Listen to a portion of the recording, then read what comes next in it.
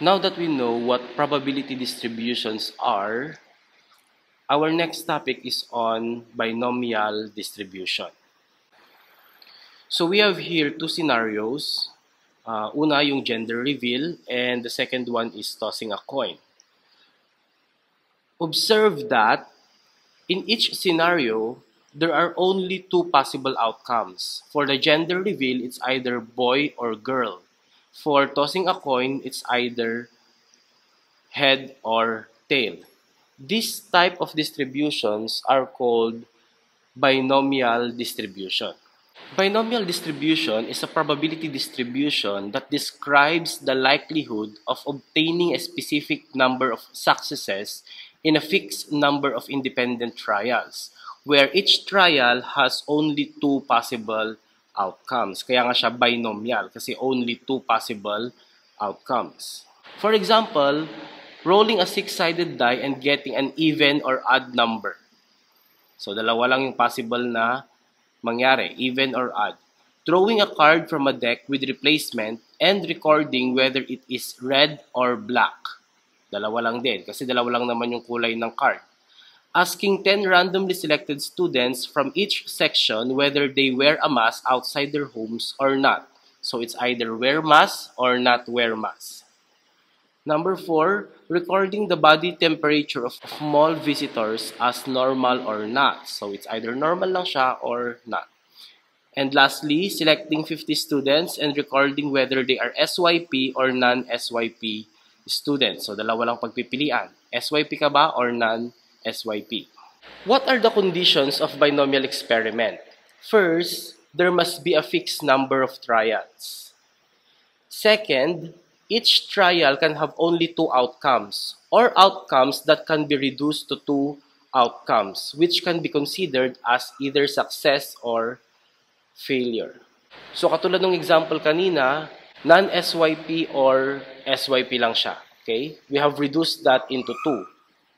Or normal temperature or not normal temperature.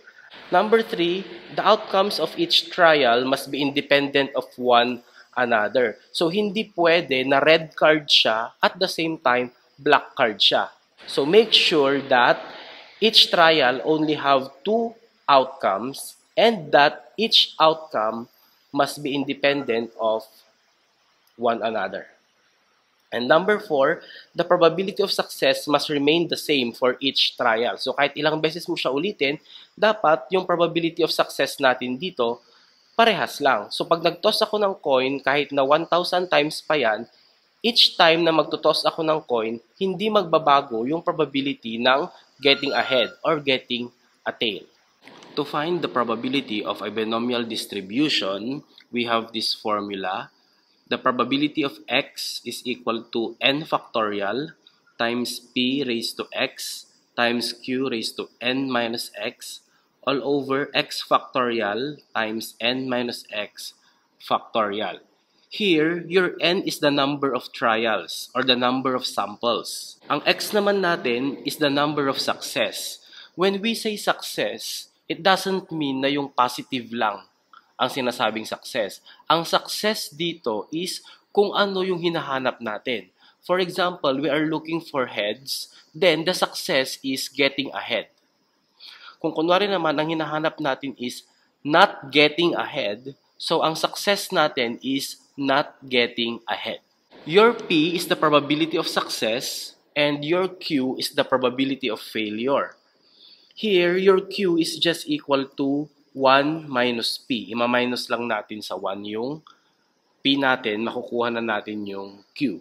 How about the factorial notation? Paano natin siya gagawin sa calculator? To find the factorial in the calculator, press the catalog, you select probability, and then select factorial. Here are the steps. So, andito yung catalog natin, then probability, factorial. So, for example, a coin is tossed 3 times. What is the probability of getting exactly 2 heads? Kung titignan natin yung ating tree diagram, exactly 2 heads ay 1, 2, 3. So, the answer here is 3/8. Pag ginamit natin yung formula, 3 over 8 pa rin ba yung makukuha natin? Supposedly, yes. Okay? So, using the formula, our N is equal to, ilang trials ba yan? 3, kasi tinos mo siya 3 times. How about your P? Ano ang success rate mo? Ano bang success ng head? 1/2. Okay? How about your Q? 1 minus 1/2, so that is also 1/2. How about your X? Number of success. Ano ba yung hinaharap mo? Exactly 2. Okay? So, 2 is our X. So, using the formula now, P of X now is equal to 3 factorial times 1/2 raised to 2 times 1/2 raised to 3 minus 2 divided by 2 factorial times 3 minus 2 factorial. In your calculator, it should be like this. And based on the calculation, the answer is 3 over 8. So, tama tayo. 3 over 8 nga yung exactly 2 heads. A survey found that 1 out of 5 high school students misses a submission deadline in any given month. If 10 students are randomly selected, what is the probability that exactly 2 of them miss a submission deadline last month?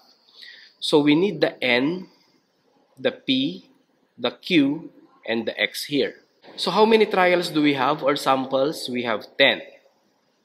What is the probability of success? Ang success natin dito ay miss a submission.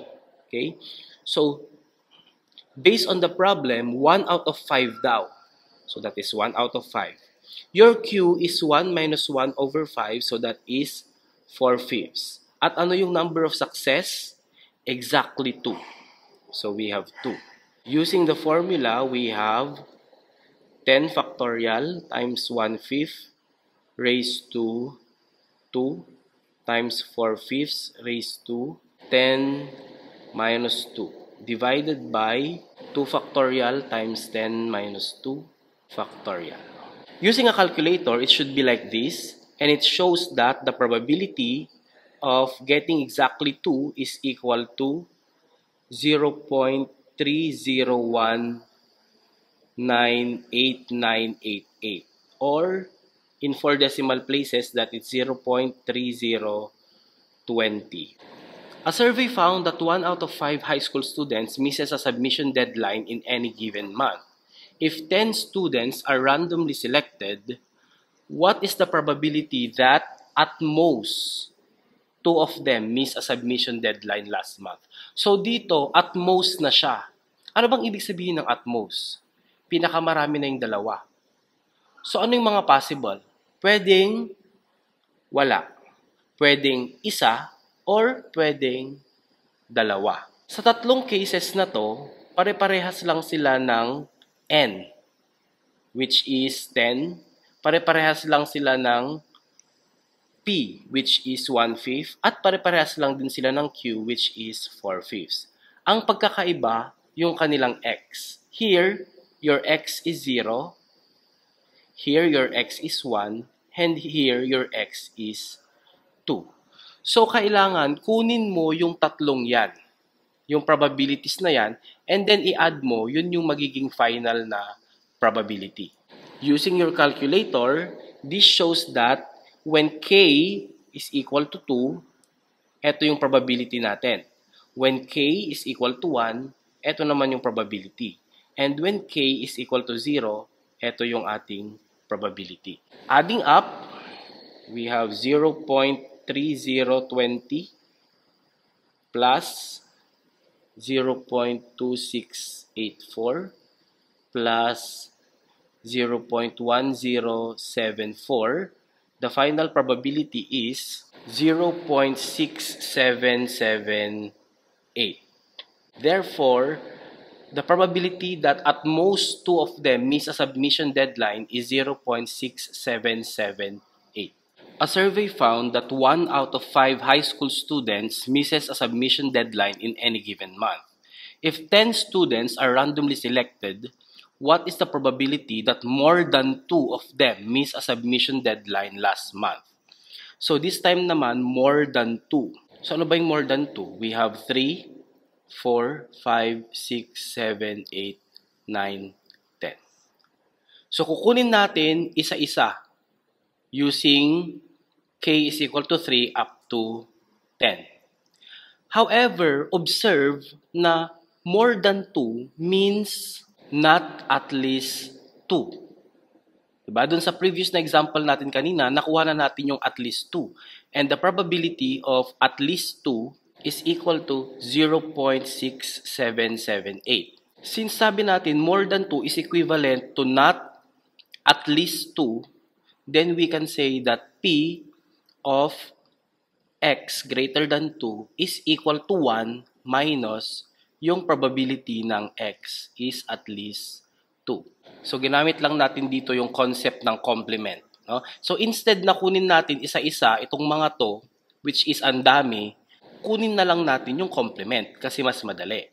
So, we have 1 minus 0.6778. The final answer is 0.3222. Therefore, the probability of greater than 2 or more than 2 is 0.3222. For a binomial distribution, we also have the expected value. The expected value is given by the formula NP, where N is the number of trials and P is the number of success. And the standard deviation is equal to the square root of NPQ, where N is the number of trials, P is the probability of success, and Q is the probability of failure. If a coin is tossed 100 times, what are the expected value and standard deviation of the number of heads that will appear? So first, kunin muna natin yung N natin, which is 100. Ang P natin is 1/2, kasi ang head 1/2. Ang Q natin, 1/2 din. So the mean now, or the expected value is 100 times 1/2, so we have 50. While the standard deviation is equal to square root of 100 times 1/2 times 1/2. So that is square root of 25, or that is 5. According to an SWS survey conducted on November 21 to 25, 2020, through face-to-face interviews, 91% of Filipinos are worried about the possibility that an immediate relative would contract COVID-19. For a random sample of 75 Filipinos, what are the expected value and standard deviation of the number of Filipinos who are not worried about the possibility that the immediate relative would contract COVID-19? So in this particular example, note that the success that we are looking is not worried. So ang N natin is 75. Our P is 0.09, 9%. Kasi nga, ang worried 91%. So ang not worried ay 9%. At ang Q natin is 0.91. Our expected value now is 75 times 0.09, which is equal to 6.75. While the standard deviation is equal to the square root of 75 times 0.09 times 0.91, and that is equal to 2.4784 up to 4 decimal places. The shape of a binomial distribution tends to resemble a normal distribution when, first, the probability of success P is around 0.5, and second, the number of trials N is sufficiently large.